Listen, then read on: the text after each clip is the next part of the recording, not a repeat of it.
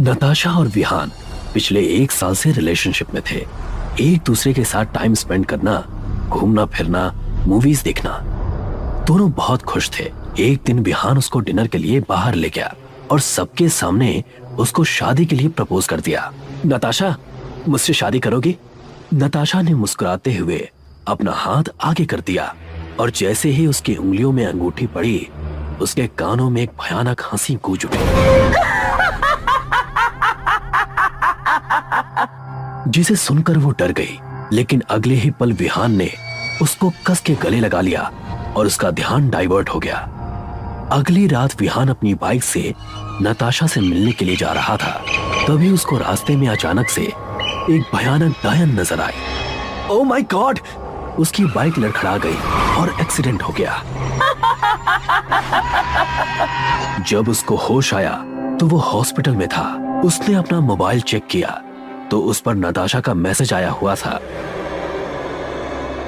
विहान उसी time hospital से discharge होकर उसके घर पर पहुंचा।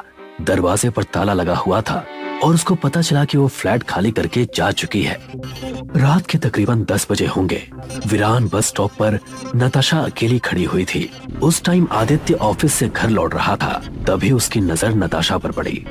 काली साड़ी से चमकता हुआ उसका गोरा बदन, खुले हुए बाल, होठों पर लाल लिपस्टिक, ठंडी कोहरी रात में किसी भी मर्द को उसके लिए पागल कर देने के लिए काफी था। ऊपर से नीचे तक उसने नताशा को देखा और बाइक उसके सामने रोक दी। आप इस तरह क्यों देख रहे हैं? आप यहाँ किसके लिए खड़ी हैं? मैं एक चुड़ैल हूँ और अपने शिकार का इंतजार कर रही हूँ। अगर आप बस के इंतजार में खड़ी हैं, तो मैं आपको बता दूं कि इस बस स्टॉप से लास्ट बस 8 बजे की टाइम गुजरती है। अब यहाँ सुबह तक कोई बस नहीं आने वाली। ओह सॉरी, अगर ऐसा है तो आप ही मुझे लिफ्ट दे दीजिए। सुनकर आदित्य मुस्कुरा दिया और वो उसके पीछे बैठ गई। वैसे आपका नाम क्या है? नताशा। और आपका? I am Aditya. नताशा ने उसकी कमर पर अपने हाथ कस डाले और अचानक से तेज की बिजली कड़की। मौसम बिगड़ गया और आदित्य को एक भयानक हंसी सुनाई दी। ये आवाज! तभी जोरों की बारिश भी शुरू हो गई। Oh no! बारिश खत्म होने तक साइड में रुक जाए। नहीं, मेरा घर पास ही है, चलते रहिए। आदित्य ने अब बाइक तेज कर दी और कुछ ही मिनटों में नताशा का घर भी आ गया। इतना कहकर वो बाइक से घर की तरफ चल दी और आदित्य भी चेहरे पर मुस्कान लिए उसके पीछे पीछे हो लिया। आप चिमनी के पास बैठिए, मैं दूसरे कमरे से जलाने के लिए लकड़ियाँ लेकर आती हूँ। ये कहकर वो कमरे में चली गई। आदित्य चिमनी की तरफ बढ़ रहा था। तभी उसे महसूस हुआ कि कोई उसके पीछे खड़ा फुंकार रहा है। उसने पलट कर देखा तो वो वही भयानक डायन थी। वो तेजी से कमरे में भागा और नताशा से जा टकराया। क्या हुआ? वहाँ कमरे में!